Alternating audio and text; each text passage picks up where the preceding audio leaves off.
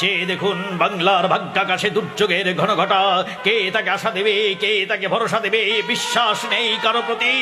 রাজ্যের যত সন্ত্রাসী, মাস্তান, গডফাদার, ভেজাল ব্যবসায়ী, চাঁদাবাজ, নিয়ে আসুন ধরে কানের লতি।